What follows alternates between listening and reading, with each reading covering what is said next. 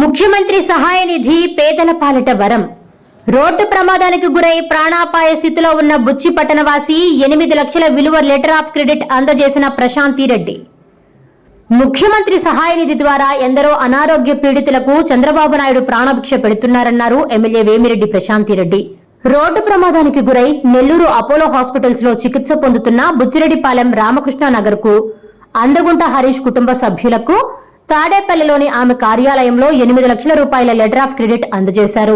అందగుంట హరీష్ ప్రస్తుతం Nellore Apollo hospitals లో ప్రాణాపాయ స్థితిలో ఉన్నాడు. అత్యవసర వైద్య సేవలకు డాక్టర్లు దాదాపు 10 లక్షలు అవసరమన్నారు. అసెంబ్లీ సమావేశాల సందర్భంగా విజయవాడలో ఉన్న ఎమ్మెల్యే వేమిరెడ్డి ప్రశాంతిరెడ్డి వద్దకు వెళ్లి తమ గోడును వెళ్లబోసుకున్నారు హరీష్ కుటుంబ సభ్యులు. మానవతా దృక్పథంతో స్పందించిన ఎమ్మెల్యే ప్రశాంతిరెడ్డి ముఖ్యమంత్రి చంద్రబాబు నాయుడికి పరిస్థితిని వివరించి అత్యవసర వైద్య చికిత్స కోసం 8 లక్షల రూపాయలు లెటర్ ఆఫ్ క్రెడిట్ సాధించారు.